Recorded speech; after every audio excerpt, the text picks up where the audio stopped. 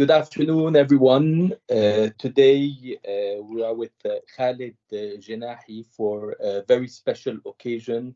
It is the launch of his new book, first book, I would say, From Rulership to Leadership in the Arab World. So it's a big title, it's a heavy title. Khalid, you are well known for, your background as a banker, but you're even more well known for your background of a straight talker, straightforward, and always speaking the truth. And this is what we feel and what we see in this book that builds on your own experience to translate and give some vision and clarity about the future and opportunities, I would say, that we have in the Arab world and that we need to seize. And so I want to start backwards. I want to start with the movies because it had a certain experience with you. And I will start by saying something. If we look at the movies that you love, there are a lot of them that are US movies, American movies, the heydays of the American cinema, I would say. Do you feel that this influenced you a lot? And do you see today a change in the nature of movies? Well, number one, thank you very much for this opportunity. As usual, it's great to be talking to you, Khalid, my namesake. So that's great. Just as a clarification, observation is 34. 34, actually, they sorry. are. Yeah, well, they were 99, but it would have been very difficult with the publisher. We didn't want a 700-page book, so we wanted to make sure it is much shorter. So hopefully we might be going into this next one with the other observations. But yeah, I mean, coming back to your question, movies has been a passion for me from the beginning. That's the way I got a feel of the cultural world outside the little island that I was born in, Bahrain. So movies and TV series and all that's the way it made it. And of course, when I was young, we only had, at that time, we only had one sort of TV channel, which was coming through, and that was the Aramco TV channel from Dhahran. Okay, so that was one. And that, of course, we had at that time, most of the movies either were Arabic movies, or shall I say Egyptian movies, and they were basically on the other side American movies. But luckily, both were in Arabic. So even the English, the American movies were basically dubbed in Arabic. So that was the beginning of watching movies, and of course, then as the book, once you go through the book, is how I started going basically to cinema matinees behind everybody's back without people knowing at a very young age. Mondays, Thursdays, and Fridays, and the most difficult is Fridays because of the way the family gathering is. To go in the afternoon at 2:30 and start watching a movie. So Mondays were what I used to call the Arabic movies. And then Thursdays was basically the Bollywood movies, and Fridays were basically let's call them the American stroke British movies, which included all genres, including Western, which was at the young age, that was my passion, watching Western movies at a very young age. So that's the way it started. Now, to add to your question, I got to know things about how basically even sitting on a table and eating, because I was used to sitting basically on the floor and eating when I was young. So how to sit on a table, all these things, you see it from the cultural side on whether it was TV or the cinema.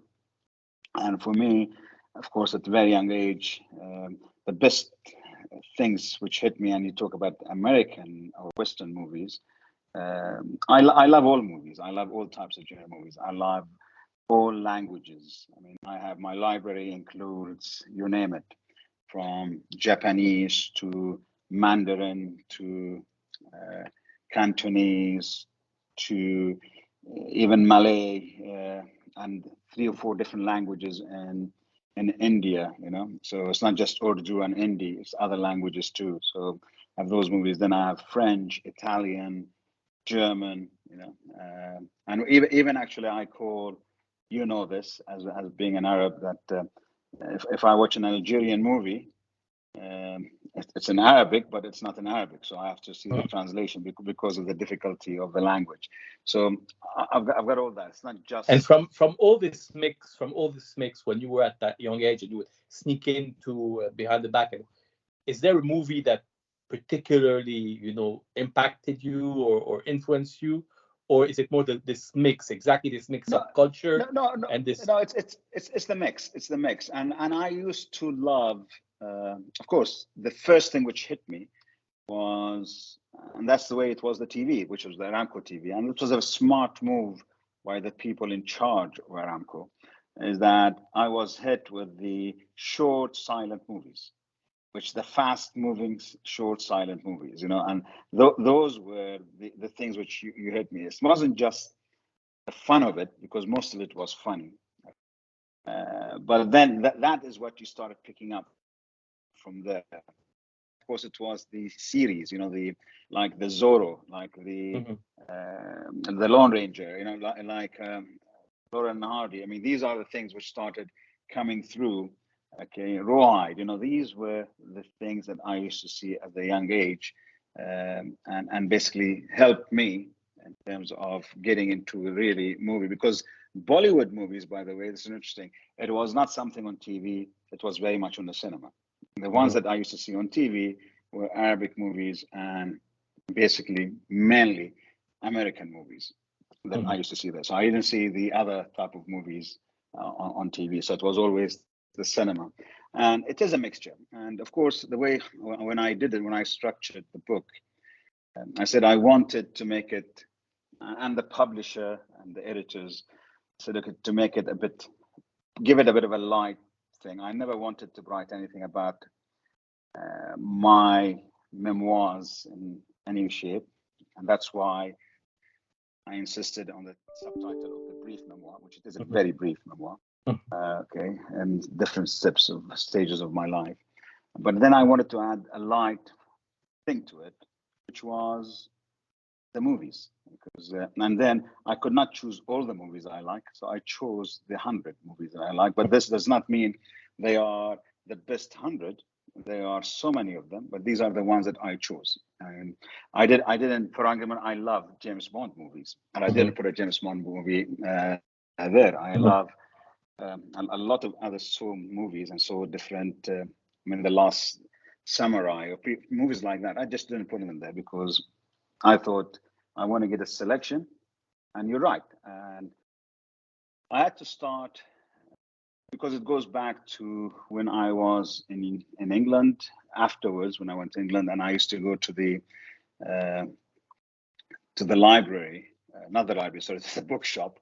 Okay, and I used to sit down for hours just reading through these movies making and the way it was done, and that actually helped me a lot in terms of understanding what goes behind the camera and what goes behind the camera, all that aspect of preparation and everything. And that's why you'll see that I did actually include a lot of movies, what I call in the golden era of Hollywood, because it wasn't just a golden era of Hollywood as a movie. It was all that background. We are in a today of digitalization, but what was happening at that stage, okay, was fascinating. It was much, much more difficult to do what can be done now. Absolutely. And the way it was. That's why I gave more weight to that in the 100, rather than there could be movies that I love much more than some of the movies, say the first 30 or 40 movies. There are movies which are not there, but I love a lot of the movies. But I wanted to give what basically difficulty, even as much as I love movies, the difficulty of movie making at that stage, and that's the golden era when things started. But there, I mean, it's not. There's not. I don't consider it completely innocent, because there are some part of your life that could be put into a movie. And I'm going to, jump forward, not go to your childhood, because we will talk about it. But I want to talk about the situation you faced when you visited Iraq just before the first Gulf War broke out. And so you were with a delegation there, and you got stuck there, and your instinct was to move, and you received indication that you shouldn't move, and it was a mistake. Is this also a symbol in life that you have to keep on moving? And if you could tell us more about how this experience impacted you, if it did. Yeah, I mean, feel free to tell about it a little bit. You'll do a better job than I do. Yeah, and Kuwait. So that experience, what it did teach me, that experience, that you should always follow your instinct and push for your instinct, even if others do not accept it or do not. You gotta try much harder with your own instinct if you think your instinct is what should be done. And so, of course, the story is that I had three basically Americans who their first visit ever to the Middle East came, and they were doing an acquisition, and we were helping in that acquisition when I was basically a partner in Price Waterhouse at the time. And so I met them in Dubai, which was the first stop, and the second stop was supposed to be basically, and was, in Kuwait. And we left Kuwait, okay, just the day before the invasion from Dubai in the morning. Now, just as throwing it back to 3 weeks before that visit, it was already arranged, but 3 weeks before, or shall I say, around, not 3 weeks, 17, 18 days before the visit, I get a call from one of these three gentlemen saying, because the Iraqi troop that started basically coming down to the borders, and I was basically asked whether it is safe to come or not. And my answer was simple, that I cannot answer that. I mean, the CIA and their State Department are in a much better position to answer and respond to that. And 2 days after that, they responded, yes, they've been given the green light. However, when they are in Kuwait, they have to register with the embassy as soon as they arrive. So what happened is that we arrive, and from the airport, we go to the embassy, they register, and then we basically go from there to the hotel. Now, originally, the hotel they wanted was, if someone knows the Kuwait city, okay, they wanted the Meridian, which is in the center of the city. I insisted, and this is another part of the instinct, I insisted of going to the Regency, Kuwait Regency, which is in the outskirts of Kuwait city. So, and they reluctantly accepted, so we went there. We had a full day. We had with the people that they were basically going to try to do the deal and buy the companies from. So we had full day of negotiation, and in the evening we're taken out for dinner, beautiful dinner, and everything else that we had, with a lot of tipsiness in terms of drinking and whatever. Even if it's Kuwait, but in Kuwait, it's as much as is not allowed, but everybody has what it takes. So we went in, and everybody was in bad shape. So I went into my room. Basically, I turned on CNN. Already, they were talking about what's going on the border, and with my clothes on, I was so tired, I just slept with the lights on and everything else. And then I get this knock on the door. I wake up. This is one of the three basically saying, oh, Saddam has invaded Kuwait. And what shall we do? So, of course, my first, I said, well, let me wash my face and brush my teeth and I did that. And then we called the other two guys, came to my room, and I said, okay, there's a car downstairs. Let's take the car and just go. and drive now before they arrive here. We just drive out, and I take you through Saudi to Bahrain. And of course, the guy who was in charge of the three, he said, well, no, we have to call the embassy because that's what they told us to do, to follow protocol. So he calls the embassy. The embassy tells them, you're not doing anything. You're staying put. You're not going anywhere. And I basically was furious, said, no, they have to go. So I actually spoke to the guys.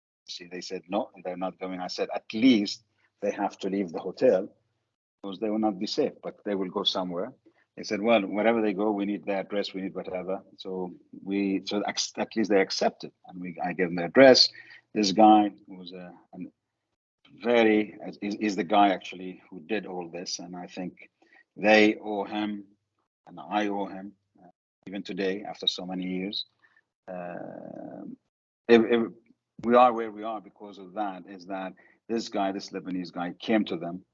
He basically picked them from the hotel immediately because he's not far away from where the hotel was. And he takes them to his apartment.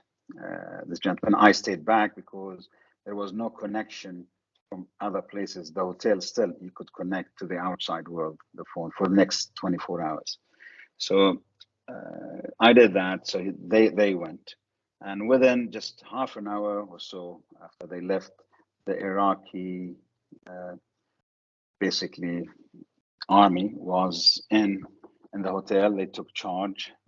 They called everybody from their room to come downstairs.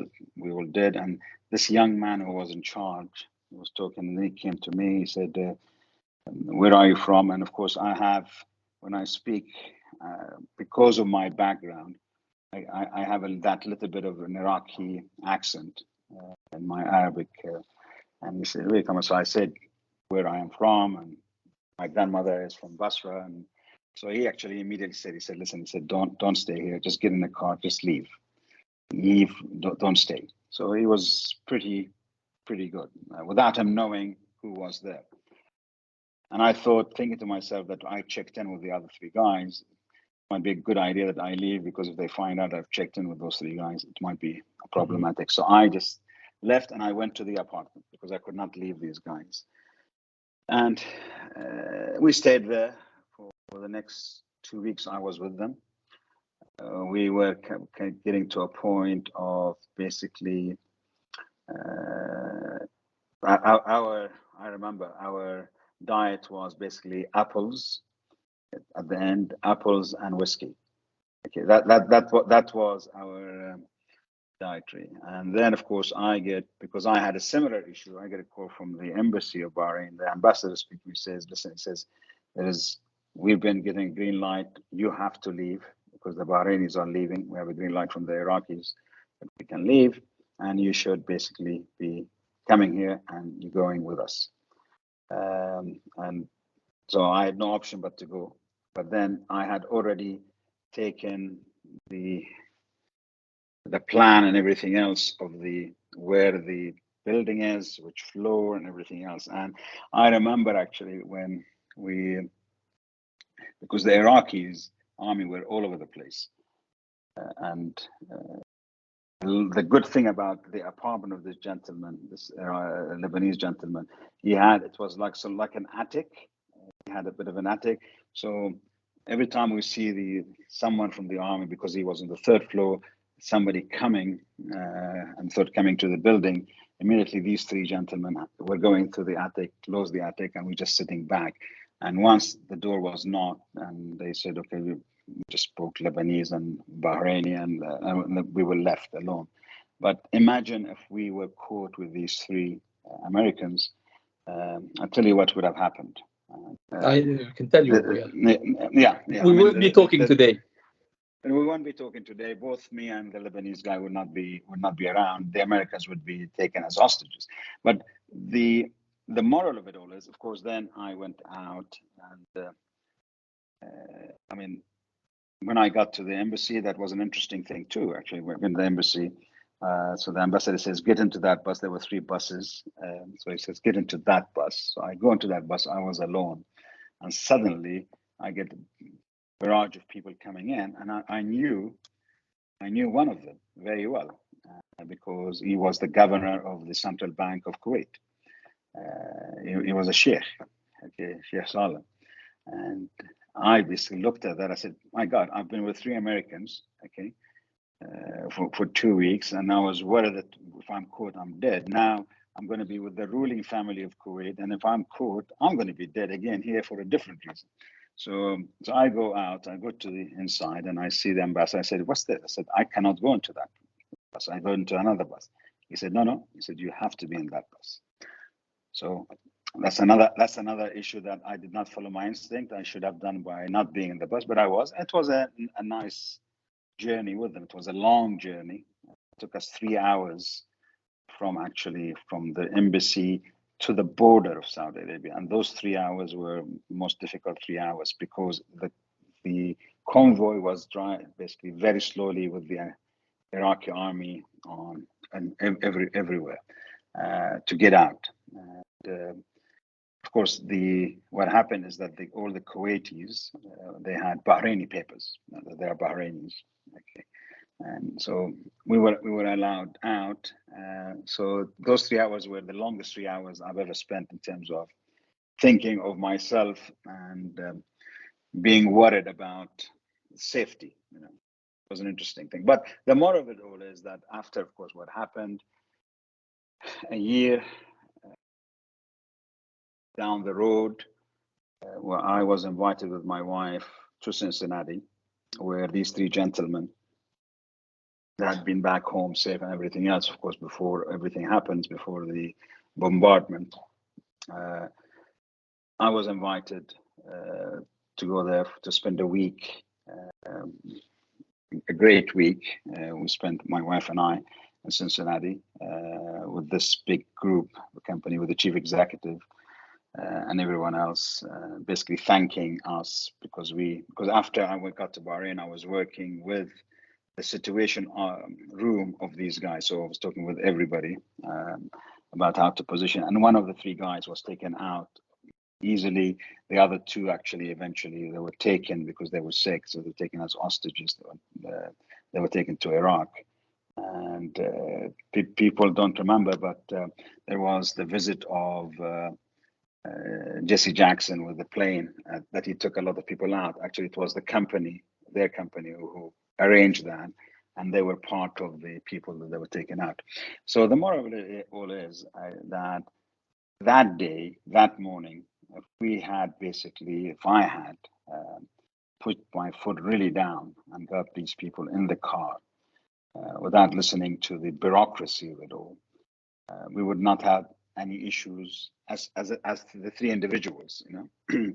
But I put myself and the Lebanese guy in danger by not doing it, number one, and actually putting them in danger too by not helping them to go out. You know, so this is the moral aspect of not putting your foot down when you feel something. Yeah. First of all, I mean, there's a lot of intricate story. I just want to say, like this one, that are like interesting about our region, that seem to bring things, hard events to the region quite fast, and where we need to adapt and change throughout the book. So it's quite a grasping read. But the other point, I mean, beyond sticking to your instinct and doing what you want, there is this issue that we have in the Middle East where everything is fine until it's no longer fine. And so you had the example of the Iraqi invasion. We went through a similar thing when, let's say, the so-called Arab Spring came along. And so there is in this DNA of Arabs and of being ready always for this situation. And so I think that there's something interesting about the observation, the 34 observation, is that it is a way for us to avoid living that fate again and to have to move forward. But you said you choose evolution over revolution. But what should this evolution be? Well, I mean, look, I mean, evolution. I remember, actually, I do mention in the book. I remember, since last night was the wedding of the Crown Prince of Jordan. So to bring you back, I mean, I remember it was October 2011, the World Economic Forum meeting in the Middle East, in the Dead Sea, when King Abdullah II stood up as a response to so-called the Arab Spring at the time. And he said, we believe in evolution, we don't believe in revolution, which I fully subscribe to. But then I sit back now and say, okay, now you've got the question is, what do you mean with evolution? So evolution means you basically move, basically you're at 0, you want to be at 10, okay? Now, there are two ways. Either you just basically break everything and you try to go to 10 as a revolution, and you make a big damage, okay, especially in that part of the world.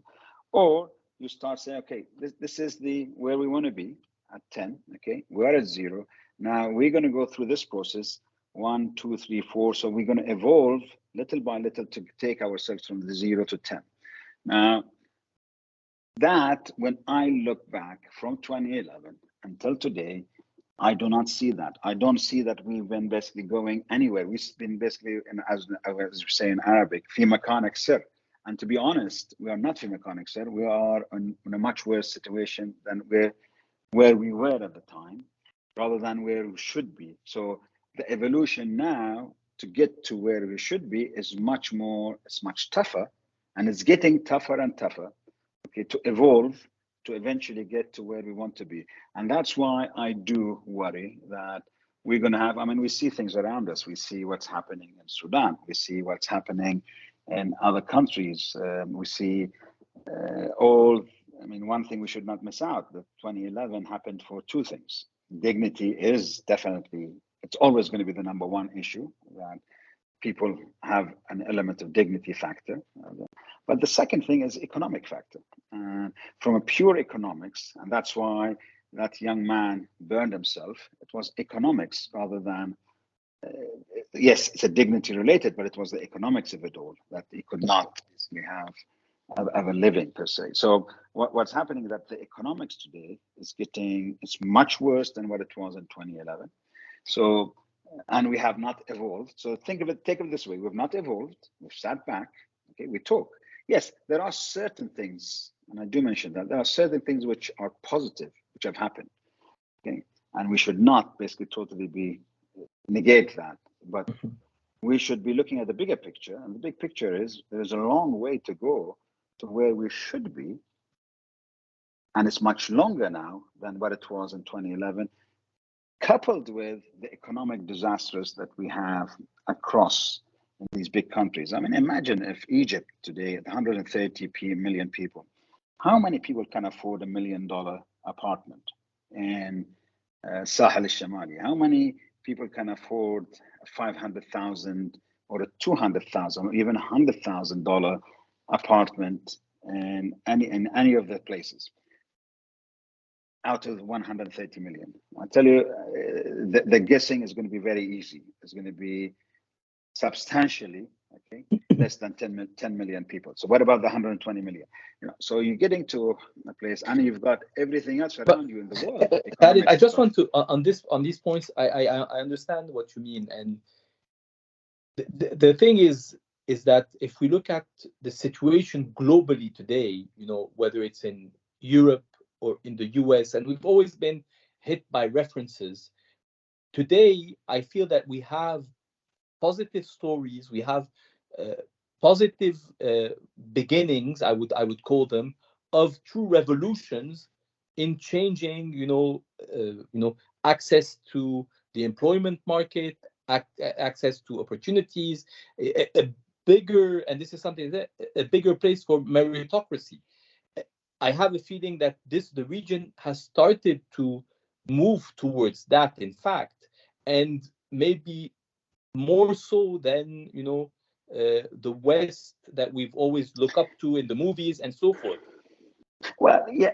Look, I think one of the best observations that somebody said, well, what's the best observation you like? I mean, I said, it's not for me to like or dislike. These are my observations. But the one actually is the fourth estate. Okay, the lack of fourth estate. I think it's a good one to start from, and to see that where we were, where we are today, we are in a much worse situation today than what we were, say, in 2011 or before. Okay. And that is basically the freedom of not just expression, it's the freedom of press, freedom of expression. It's all that. I mean, what happens is that you've got people now who are in charge of media, doing being basically, and to be part of the fourth estate, it's a major responsibility anywhere in the world. Okay, I'm not saying the rest of the world is good. The rest of the world is, and I do say that in that observation. I make it very clear that the West is not innocent when it comes to this thing. But in that part of the world, I would say that is one of the number one problems that you have because of that alone. Is that when you have editors-in-chief and you have everybody else, okay, singing positive, whilst they know there is something wrong, but they are singing positive aspect. That is a problem. That's a major problem that I have, okay? Because being positive with something which you know it's negative is bad. But to come back to your point, do I see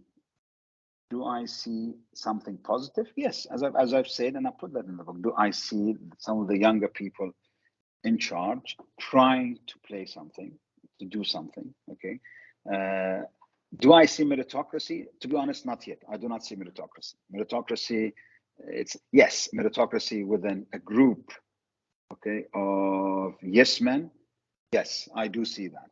But do I see meritocracy in terms of the yes men and the non-yes men? No, I do not see that. Okay, I see it. So what I'm getting at is that it's only for few people there is meritocracy, but there is not meritocracy for all. So there is no, as we say it in Arabic, okay, I do not see musawa. Okay?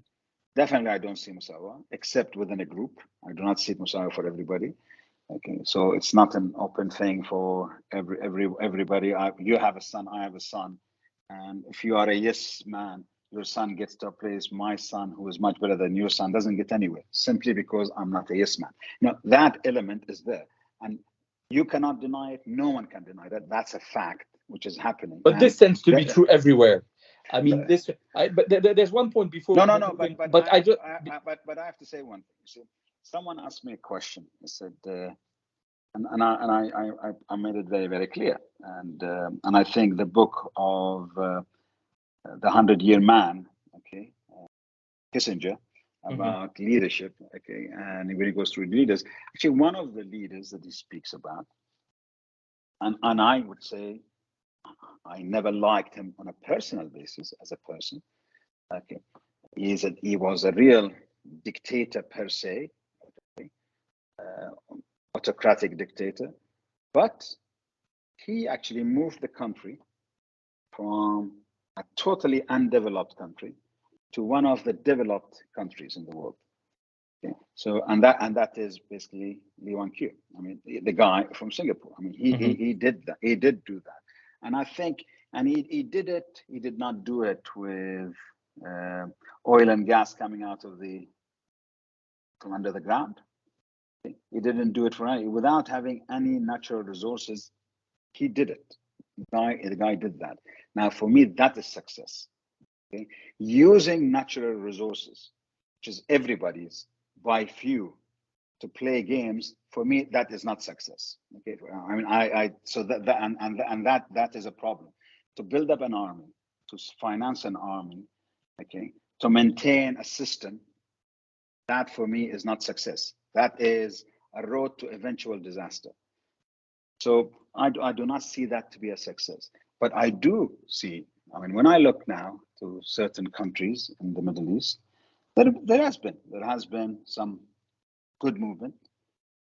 When I see, I mean, I was at Davos this time, someone asked me, because I've always been negative about the Arab representation in Davos, whether it's government or, because I do not differentiate between government and business community and NGOs who come to Davos, or these so-called young global leaders, or whatever the young names that they have now, because they're all either they are government or they are lappies. They sit in the government's lap and they say what the government wants them to say. For me, that is wrong. That is not right. Now you're going to say, oh, by the way, not because that could be right because the government is right. Then that's correct. Then we would not be in the deep trouble Yeah, that but we're in today. I just want to bring 2 points. The first point, when you talk about the fourth estate or the role of media, how do you see social media today? Because media has been weakened globally. I mean, traditional legacy media has suffered, and today, if you look at the counterbalance, you cannot, social media has played a role of uh, much more violent, I would say, in the criticism and in but the I would tell you, I mean that's an interesting thing. I mean, you talk about other parts of the world, okay? We tend to always take the negative of other parts of the world, but then we do not talk about the positives of the world, because I always say if you want to compare to other part of the world, then compare in totality. And when I mean with totality, you have this box. We are using this part, saying this is the same as the rest of the world. It's the same as the West, the same as whatever. Okay, but that's not, because you're not comparing apples with apples. Okay, you're comparing part of this thing with part of this thing. Let's compare it in totality. I have no problem, okay, to say yes, this is bad as this. Okay, but then at that layer where there's a big difference between I'm not a believer in democracy or dictatorship or benevolent dictatorship or benevolent democracy or benevolent autocratic system or whatever. I'm not, all that is not here or there. For me is basically the basic human right. That basically is the critical thinking, analysis, that I'm allowed to do that freely. Okay, so let's bring that in and put it all together. Now, the part of the world we come from, whether we like it or not, that is not allowed. Whether it's not allowed spoken wise or not allowed non-spoken wise. But most of it is non-spoken wise. It's not allowed, because the minute you say, become as a critical thinker and you ask those questions which are difficult to answer, okay, immediately you are a bad guy. Or at best, okay, you are basically someone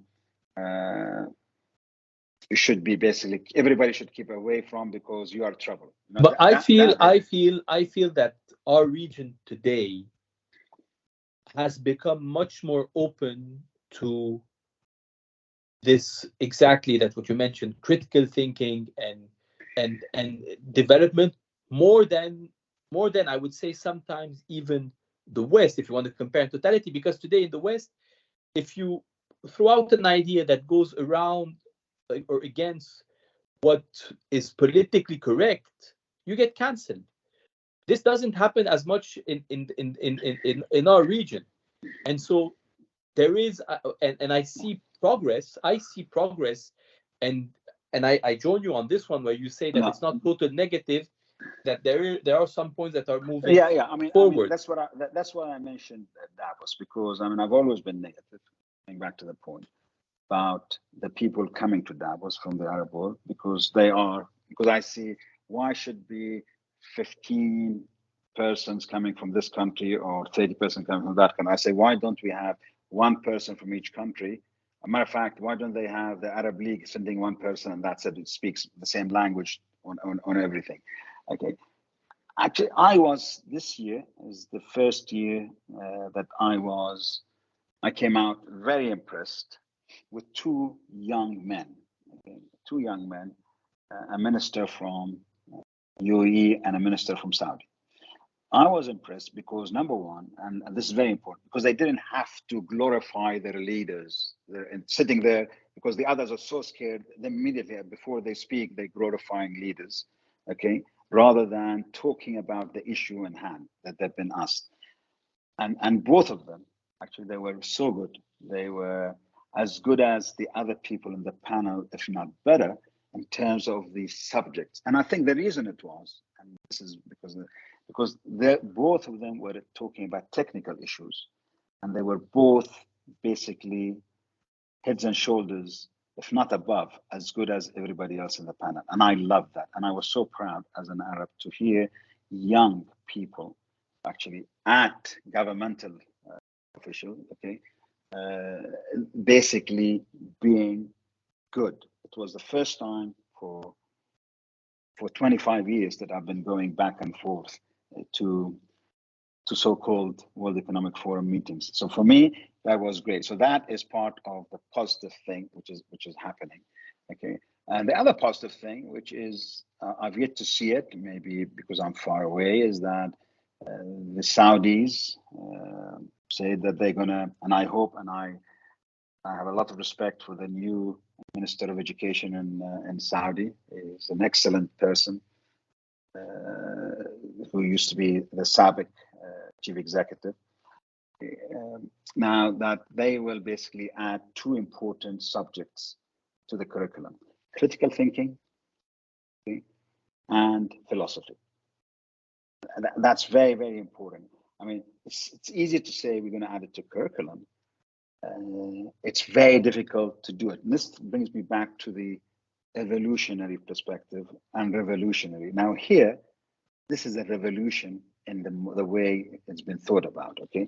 But to do it, it's not as easy as saying it, because especially with critical thinking, if you don't have the teachers, the people who teach you, understanding concept behind that, okay, understanding what it's all about. You know, critical thinking is all about analysis. You analyze and you raise issues, you raise questions, you know, you just do that. And I like to use the word analysis, and I like to use the word evidence. So you do analysis and evidence to basically get your point across and to critically think. That's the critical thinking that I am for. It's not easy. I've not yet seen it happening, but I'm being on a positive note. I'm really hoping that the new education minister in Saudi, he actually will put that forward, because I think that's very, very important. And for me, that is part of the evolution. So we're getting already, you know, we're moving. We're a long way to go, but we are moving a little bit on that side of things. So that is positive. And for me, that is excellent. What's happening and part of what's going on in UAE, okay, I'm not someone who condones basically making life easy or difficult for anybody. But what I see in UAE, actually, I do see that they're opening up the door for the young nationals to really excel individually. Because one thing you do have today, and UAE, like Qatar, they are, I mean, on a financial resources perspective, they have more than what they need per se, okay, which sometimes can put you in a difficulty, because your people, your own indigenous population, they will not, yes, they will have positions, they will be big names, but that does not mean they are as good as what they are in terms of positioning. You know? So I see actually in UAE, they are pushing the ante, and I think the new leadership is trying to get that through. It's going to take time, but the good thing about both countries is that the local population is so small, and as a percentage. Mm-hmm. One with the long-term difficulty to deal with, because when you are 10% of a 12 million or 8% of a 12 million, okay, is small, but then the differential that basically 90% of 12 million is a lot in terms of numbers. The other one is basically, yes, maybe 10% of 3 million, okay, but 10% of 3 million is still the gap. Yes, it's a big gap, but not like the other one. So mm-hmm. One is, I would say, manageable with difficulty. The other one is a very, very, very difficult way to manage it, because regardless how we turn these things around, when it's very difficult in long-term continuity to have 10% against 90%, which is basically foreign people, and something has to give sooner or later. I'm sure at the highest level they are thinking of dealing with this, but it's not an easy thing to deal with. But what you do is you got to basically make sure that your own people, your own young people, and I've seen, I mean, a lot of these young guys, and I have to take my hat off, a lot of the young guys I deal with, and I see in places like Davos and elsewhere, and these young ministers, actually, they are pretty. And I mean, for me, there are one of the exceptions, of course, is Omar al-Ulama, the technology guy. I mean, this guy is, and the other one in Saudi is Ibrahim, Faisal Ibrahim. You know, these two young men. I mean, I see these are great guys if they are given room to be seen, to internationalize them, by the way, not just to make it localized, to internationalize them, and to be a qudwa, or we say as basically exemplary for the other young people coming but through. Khalid, from what everything that you've said, talking about, Egypt, talking about, even on the language, when you mentioned Algeria at the beginning and what's happening in the Gulf, even within the Gulf, can we still talk about the Arab world?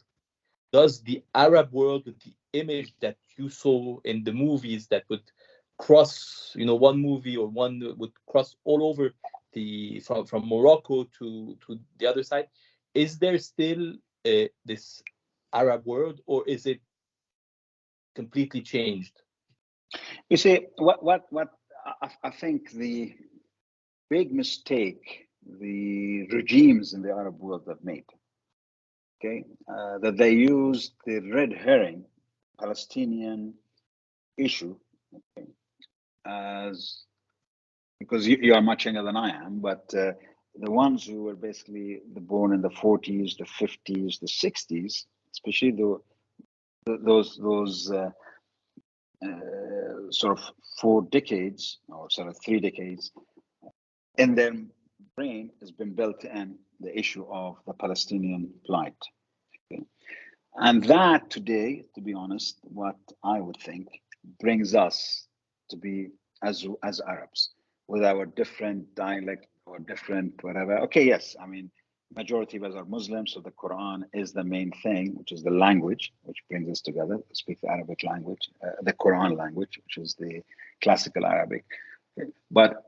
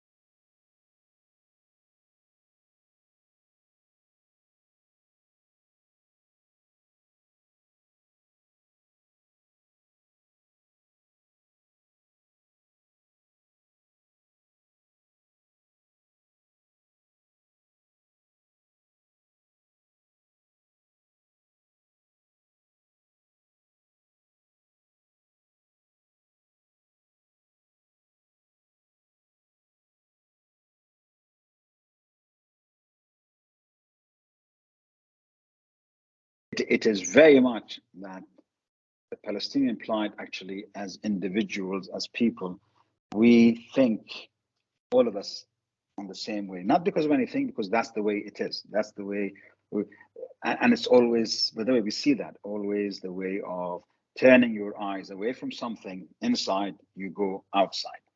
It happens everywhere, okay? This happens in the West, happens everywhere else, but that is something was consistent.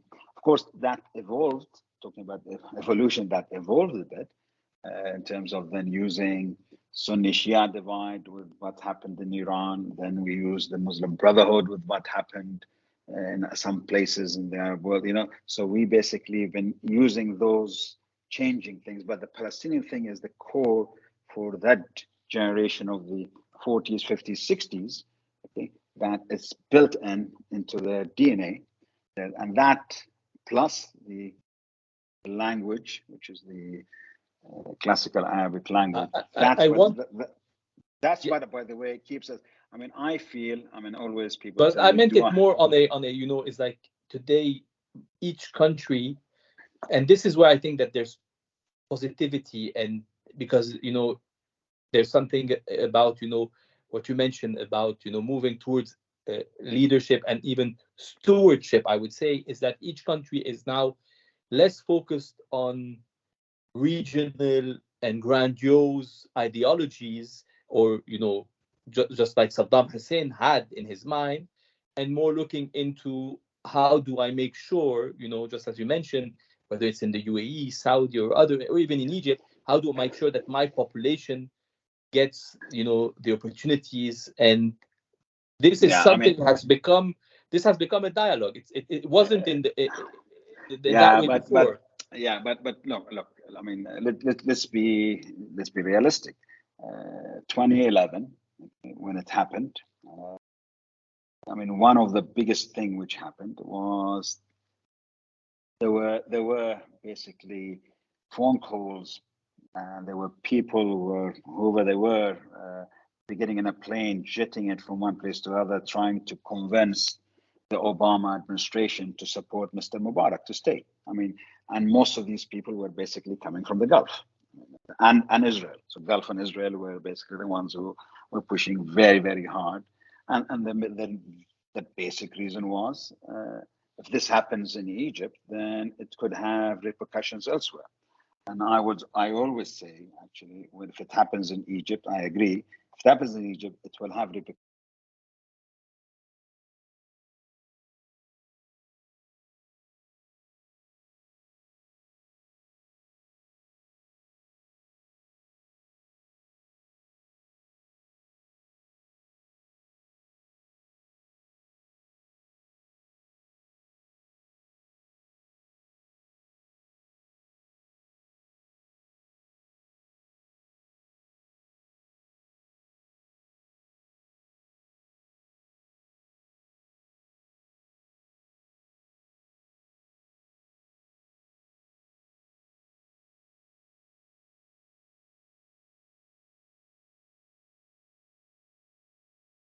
elsewhere, because Egypt, whether we like it or not, Egypt is the 130 million people. Egypt is where everything was happening before. I mean, let's not talk about Cairo, Beirut, and Baghdad, which is the usual talk, okay, about Hmm. printing it here, reading it here, and thinking about it here. So let's forget that. But Egypt is where, out of all the Arab countries that I visited, it is one country that I never felt as a non as a foreigner. I felt like a local. Okay. The other country I imposed myself to be a local is basically where you come from. So, Hmm. and a Beiruti. And this is where I wanted to come to the conclusion about, because exactly, I know that you have a soft spot for Lebanon. You went at an early age to Lebanon, and you kept it in your heart. Is Lebanon today a symbol of everything that is wrong in the Arab world? No, I think Lebanon. I mean, I was lucky at a young age to meet some of the people who, to be honest, they were politicians. Okay, Al was a politician. Pierre Ismail was a politician. Okay, Camille Chamon was a politician. I mean, these are people that I had the luck and privilege to meet at a very young age. Okay, and and when I look at that and I see what's going on now, of course, it's a major issue. The Harb al Ahliya, they saw um, I mean, the civil war, civil whatever happened in. It is something which not just hurts me personally, it hurts everybody, it hurts you and everybody.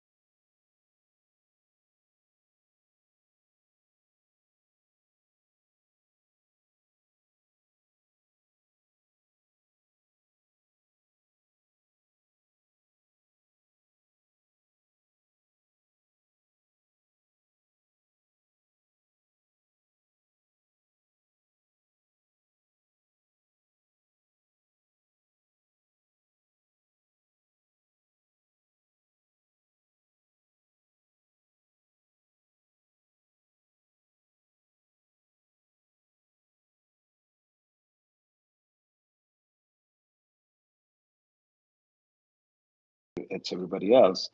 Okay, and we have always someone to blame. Okay, always be somebody to blame. But if there are, and that's why the Lebanese and the Palestinians, by the way, Palestinians for a different reason. Palestinians because of what happened. Okay, they've basically been, and you see some of the top guys, whether they are in the States, I'm talking the Arabs now, okay, or in Europe, or even in the Gulf, a lot of top decisions, a lot of decision-making perspective supporting that. You'll find Palestinians and Lebanese guys there involved in the background. So you are one of the countries where when I went there, when I landed in Beirut, it was, as I call it actually, it's my intellectual eye-opening day. That was the minute it started, and because that was the way the country was, it was open, it was people, and I came towards the end of the golden era of Lebanon. Okay, it's and actually it's where I felt, coming back to the issue of an Arab, I really felt it in Beirut. I had to act on a lot of things.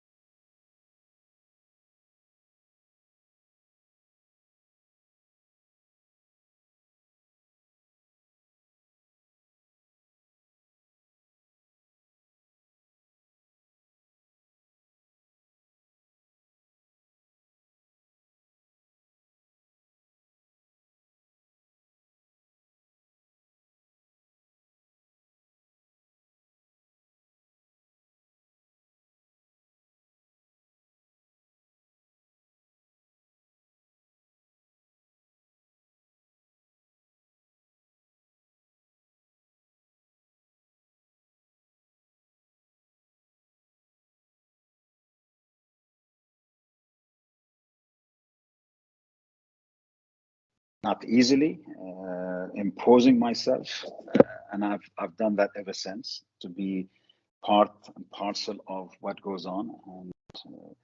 And I do support a few things which is Lebanon related. But to come back to your question, is this one of the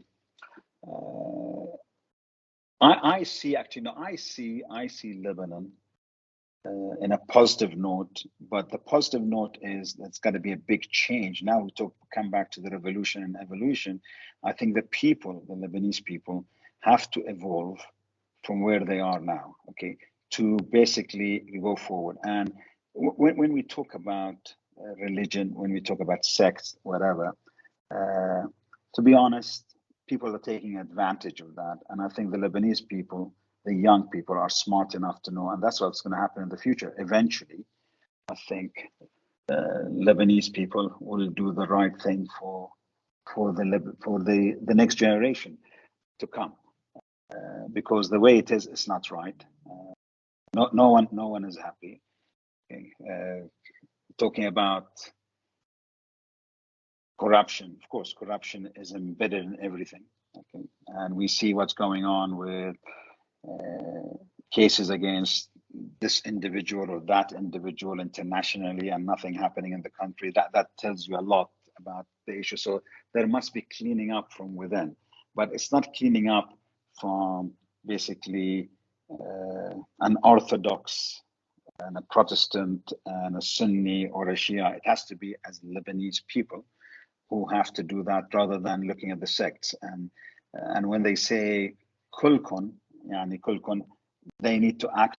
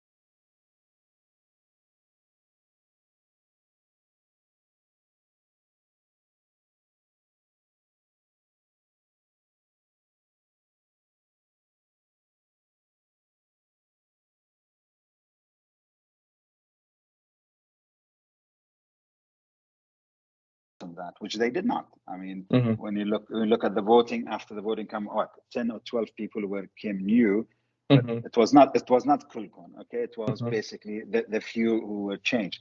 So I think, no, I still have the trust and believe that Lebanese people will make the change in the future. Now, that brings the other question you had. And the same thing, by the way, the Palestinians are, I have no issue with, I'm not someone who says, let's go for war or let's go for whatever, but I do believe in justice. And justice has to be for everybody, regardless of your sect, regardless of your religion, regardless of your color. So everybody has to have.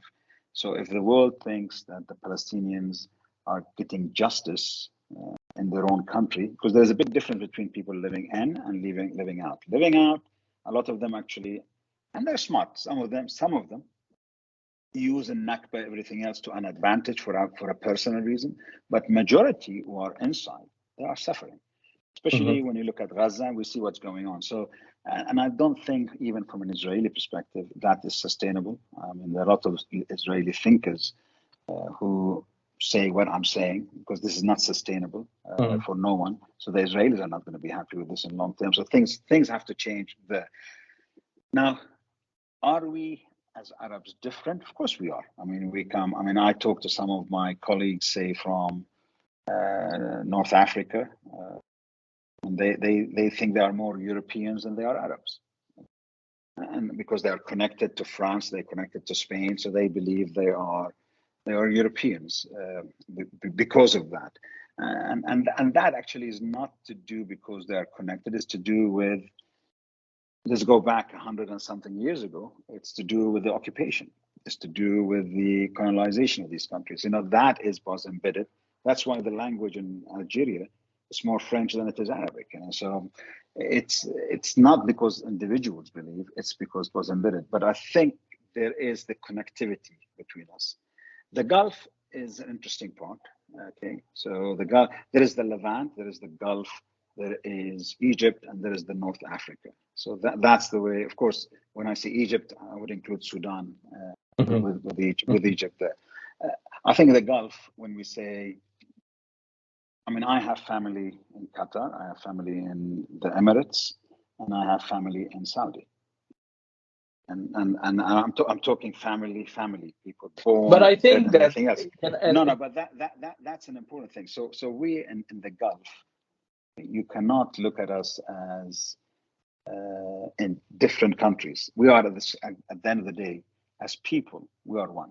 but Okay? this is for what I feel, what I would say about Lebanon and about the region, and I would like, to have your final comment on this, is that, Lebanon used to be, as you mentioned, like this open area, and there was sort of a arrogance, and in French we say, we took this advantage and we spoiled it. We didn't keep up the challenge. And today, if we take the Gulf region, what you said, and you come from the Gulf region, the same is going to apply to a Lebanese family, to an Egyptian family, to a Moroccan family, and they're going to tell you, I have relatives in Dubai, I have Yeah. relatives in Qatar, I have relatives in Saudi Arabia. So I think that there is, and this is where I would like to to conclude with you and have your final words on it, is that hasn't the Gulf generally, whether it's through competition, whether, and this is something that you mentioned in your book, but really presented a third way for the region. You had extremism, religious extremism, nationalism, extremism, and now you have something that is new. It's an experiment, let's face it, but it has been positive for the past, let's say, 20 years, I would say, easily. Yeah. Look, I think there is. Let me differentiate the Arab world into three different things. Okay. Dictatorship, benevolent dictatorship. Okay. Sorry, four. Benevolent autocracy, okay? And basically a non-governmental autocracy. We actually now, what I see part of the positive things that in the Gulf we've moved towards the third one, which is we're trying. I mean, you cannot deny it. It is autocratic governments. Okay, it's how you become basically autocratic, but with governance. You know, so they're trying now some of the countries to bring governance. Do you see it like the? Sorry to interrupt you. Do you see like the Singaporean model that you just mentioned? I see Budur. I see, you know, it's the starting point for that to happen. There's going to be a lot of infight. By the way, it's not easy. A lot of things happening in certain countries. I mean, I always say it's very difficult to do that because you have people are losing, losing. A lot of these lapis and a lot of these tabbalas are losing basically the grip, but they are the ones, they are the sounding voice for the people who are basically there at the top, you know, and these people suddenly feel that they're going to be losing the grip because there'll be the people who are the technocrats, there'll be the people who are the merit little by little coming up. And that is the fight. The fight is between basically meritocracy and people basically with thought process, critical thinking against the tabbalas and the lapis. These, the latter two, that have been basically embedded in the system for the past 60 years. So now, how do you go? And you want now, all these regimes believe in changing. I mean, you see the change. Someone asked me a question about the Saudi-Iran thing. You know, I mean, let's take China out of the thing. Okay, they tried to say, oh, by the way, the Saudis and the Iranians are now leaving the Americans and they're going to China. But that's not my issue. That's somebody else's analysis. But somebody said to me, actually, he said, asked me a question. He said, where this is a Bahraini guy, a top guy. He said, oh, this is going to be great for Bahrain. That this happens again, then Bahrain will be back to what it was. It will be the center of trade and everything else for Iran going forward. And he said, what do you think? I said, well, let me sleep on it and I'll talk to you tomorrow morning. So I saw him the day after, and he said, what happened? I said, well, I had a dream after our talk. And he said, are you going to give me the Martin Luther King? No. I said, no. But I had a dream last night. And the dream goes like this, is that Iran will invest in the eastern province of Saudi Arabia, and Saudi will invest in the western province of Iran. Okay, and that will do two things which are immediate. Number one, it will increase the GDP of the two countries. Number two, it will increase the intertrade between the two countries. The most important thing, it will start killing off the Sunni-Shia divide.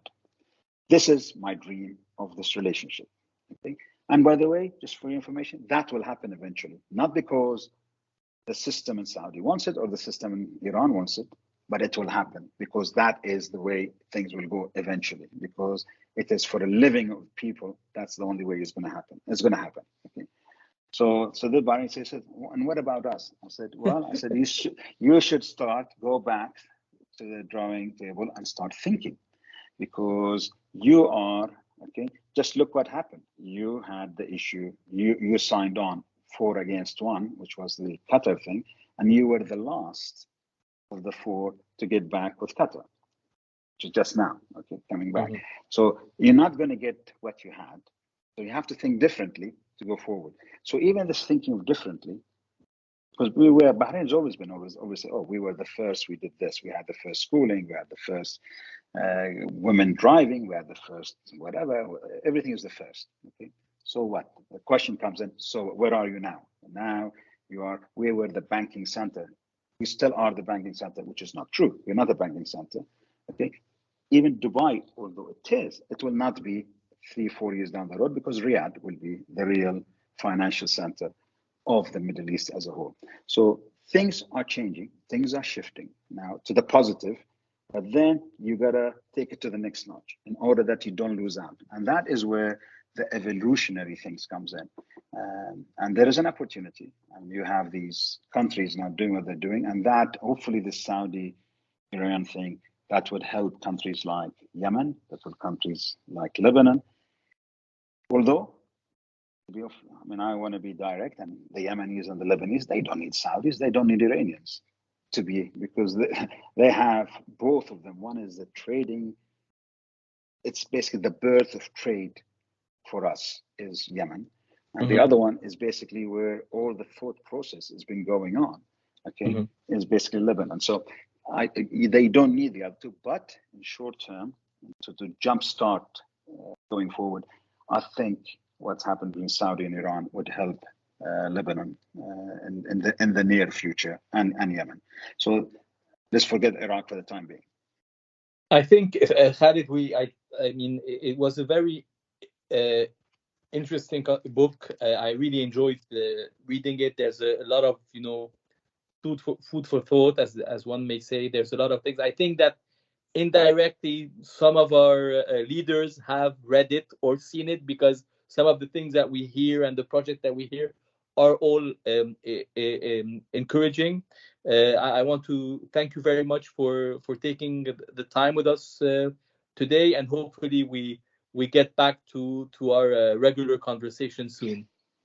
Yeah, thank you very much. But I'd like to emphasize that this book is actually, as it is truly dedicated, apart from the four ladies in my life, but it's dedicated for the young women and men, and from our part of the world, for everywhere else too, but specifically for our part of the world, because I think they are the future, and they are the ones who will make sure that the generation after them will not be in basically chaos that they are in, the generation before them has been. So it's very much for those young people, which I have actually a lot of sympathy for, because they do have the opportunity, but at the same time, the challenges and the chaos is so big that they are really working against a big thing there. Absolutely. Thank you so much, Khalid. Thank you. Thank you, Habibi. Thanks. Thank you.